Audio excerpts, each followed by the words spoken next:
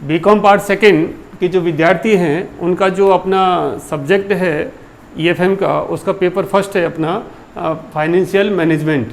अब financial management के अंदर अपना चैप्टर चलता है रेशो एनालिसिस का, और रेशो एनालिसिस में अपन ने जो टाइप्स हैं उसमें पहला प्रकार पढ़ा था लिक्विडिटी रेशो। लिक्विडिटी रेशो में पहला प्रकार पढ़ा था करंट रेशो चालू अनुपात, दूसरा पढ़ा था अपन ने पिछले वीडियो में क्विक रेशो, और आज पढ़ेंगे अपन एब्सोल्यूट लिक्विडिटी रेशो, पूर्ण तरलता अनुपात। पूर्ण तरलता अनुपात का दूसरा नाम भी है उच्च तरलता अनुपात, सुपर क्विक रेशो, अथवा इसको कैश पोजीशन रेशो भी कहा जाता है। इस अनुपात का यह है कि संस्था के पास में जो करंट लायबिलिटीज हैं उनको पेमेंट करने के लिए तुरंत कैश की स्थिति कैसी है, इसलिए कहते हैं कैश पोजीशन रेशो, यानी कि तुरंत कैश। इसमें हम तीन चीज़ें लेते हैं, एक तो लेते हैं cash in hand, cash at bank और मार्केटेबल सिक्योरिटीज़, जिनसे हम जो दायित्व हैं उनका हम करंट जो लायबिलिटीज है उनका हम तुरंत पेमेंट कर सकें। जैसे आपको पूर्व बताया गया है कि जो करंट रेशो है वो तो होना चाहिए आपका आदर्श अनुपात 2:1, करंट रेशो होना चाहिए 2:1, और जो क्विक रेशो है वो होना चाहिए आपका 1:1। और ये जो आज जो हम पढ़ रहे हैं एब्सोल्यूट लिक्विडिटी रेशो, पूर्ण तरलता अनुपात, ये जो आदर्श माना गया है वह है 0.5:1, यानी कि चालू दायित्वों भुगतान करने के लिए कैश पोजीशन संस्था की किस प्रकार से है, इस बात का इस अनुपात के अंतर्गत हम अध्ययन करते हैं। अब दूसरी बात आती है इसका फॉर्मूला क्या है।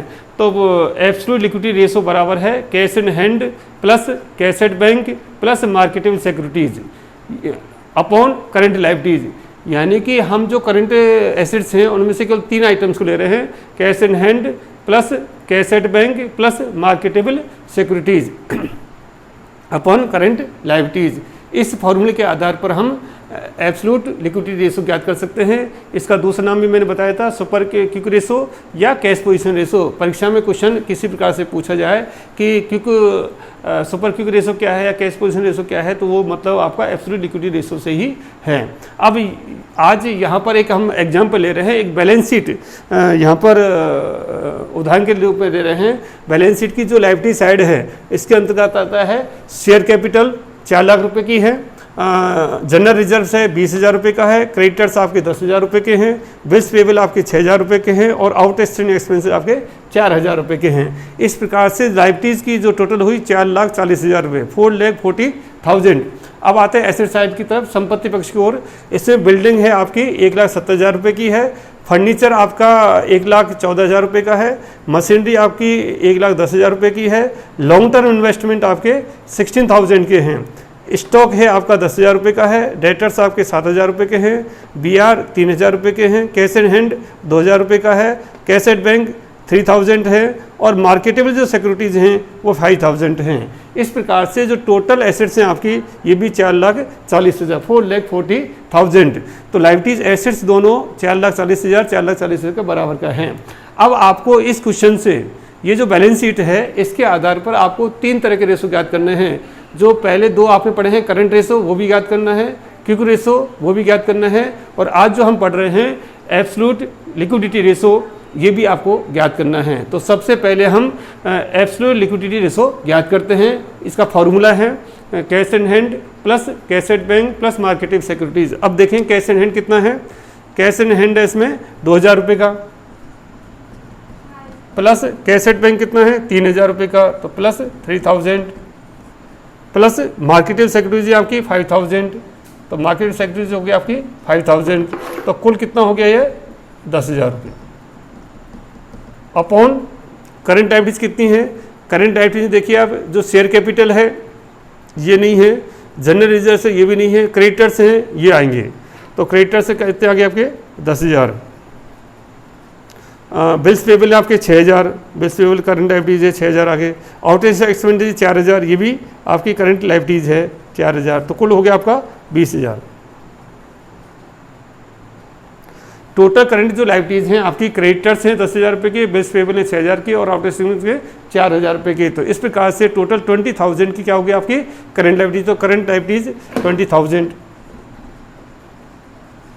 तो ये अनुपात आ गया आपका 0.5:1।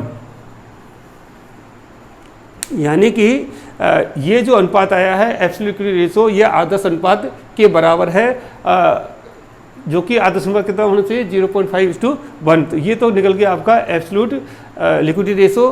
कैश पोजीशन है तो यानी कि चालू दायित्व भुगतान करने के लिए तुरंत 50% कैश पोजीशन उस संस्था के पास में उपलब्ध है, तो तुरंत कैश स्थिति को ये अनुपात दर्शाता है। अब इसी के क्वेश्चन के आधार पर अपने को करंट रेशो निकालना है। आपको करंट रेशो निकालना है तो करंट रेशो का पहले फार्मूला लिखेंगे आप। तो करंट रेशो इक्वल टू क्या है, करंट रेशो इक्वल टू आपको बताया था current assets upon current liabilities. Formula है करंट रेशो बराबर current assets upon current liabilities. तो अब जो करंट एसेट्स हैं कौन कौन सी आएंगी, अब देखिए इसमें बिल्डिंग करंट एसेट्स नहीं है, फर्नीचर नहीं है, मशीनरी नहीं है, लॉन्ग टर्म इन्वेस्टमेंट भी नहीं है। तो करंट एसेट्स में अब सबसे पहले आता है स्टॉक 10,000 रुपये का करंट एसेट्स है, डेटर्स हैं 7,000 रुपये के, बिल्स रिसीवेबल्स हैं BR हैं 3,000, कैश एंड हैंड है 2,000, कैश एट बैंक है 3,000 3,000 और मार्केट सिक्योरिटीज आपकी 5,000 5,000 रुपये। ये टोटल आपकी करंट एसेट्स हो जाएंगी। इनका टोटल कर लीजिए आप 10, 7, 17, 20, 22, 25, 30,000, 30,000 आपकी क्या होगी total current assets. Total current assets हो गई आपकी 30,000 की। अब आपको चाहिए टोटल करंट लायबिलिटीज। तो टोटल करंट लायबिलिटीज आपको अभी पहले याद की थी, क्योंकि शेयर कैपिटल करंट लायबिलिटीज नहीं है, जनरल रिजर्व भी नहीं है, क्रेडिटर्स हैं 10,000 रुपये के, पेबल है 6,000 रुपये के और इसके 4,000 रुपये के। तो टोटल करंट लायबिलिटीज आपकी होगी 20,000 रुपये। तो इसको फॉर्मूला फीड कर दीजिए, करंट रेशो बराबर करंट एसेट्स कितनी आ रही है आपकी 30,000 अपॉन करंट लायबिलिटीज कितनी आ गई 20,000। तो ये कितना हो गया आपका 1.5:1। करंट रेशो आपका आया 1.5:1। अब आपको बताया था चालू अनुपात आदर्श कितना होना चाहिए 2:1। तो 2:1 से कम है, यानी कि ये अनुपात ये दर्शाता है कि इस संस्था के पास में चालू दायित्व भुगतान करने के लिए 1.5 गुना चालू संपत्तियां उपलब्ध हैं। अब ये तो हो गया करंट रेशो। अब करंट रेशो के बाद नेक्स्ट जो रेशो है अपना क्विक रेशो या लिक्विड रेशो, जो पिछले वीडियो में पढ़ा था अपन ने, उसका फार्मूला क्या है क्विक रेशो का। क्विक रेशो का फार्मूला है क्विक रेशो बराबर करंट एसेट्स माइनस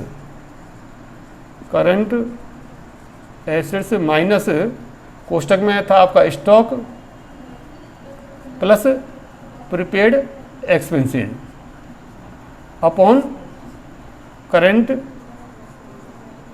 लायबिलिटीज। ये आपका क्विक रेशो का फॉर्मूला क्या है, current assets minus stock plus prepaid expenses upon current liabilities. तो यहाँ पर आपने अभी करंट जो एसेट्स निकाली थी 30,000 की निकाली थी, माइनस स्टॉक कितना है इसमें 10,000, प्लस प्रीपेड एक्सपेंसेस कुछ नहीं है नील। तो ये कितना आ गया बराबर 20,000। 30,000 माइनस 10,000 तो 20,000 क्या आ गया आपका current assets minus stock plus prepaid expenses. इनको कहते हैं अपन क्विक एसेट्स। क्विक एसेट्स आ गई अपॉन करंट लायबिलिटीज कितनी आ रही है आपकी 20,000। तो ये कितना हो गया 1:1 और 1:1 क्विक रेशो कितना है 1:1, जो कि आदर्श की स्थिति है। यानी कि इस संस्था के पास में चालू दायित्व भुगतान करने के लिए जो क्विक एसेट्स हैं वो पर्याप्त मात्रा में है और बराबर है, यानी आदर्श अनुपात की स्थिति है। तो इस एग्जाम्पल के माध्यम से आज अपन ने तीनों रेशो पढ़ लिए हैं, करंट रेशो है, क्विक रेशो है और एब्सोल्यूट लिक्विडिटी रेशो है। तो रेशो एनालिसिस का जो पहला प्रकार था लिक्विडिटी रेशो के 3 प्रकार हैं, करंट रेशो, क्विक रेशो और एब्सोल्यूट लिक्विडिटी रेशो। ये तीनों आज अपन कंप्लीट हो गए हैं। तो आज एक जो रेशो का प्रकार है लिक्विडिटी रेशो तरलता अनुपात के तीनों जो प्रकार हैं वो कंप्लीट हुए। थैंक यू, धन्यवाद।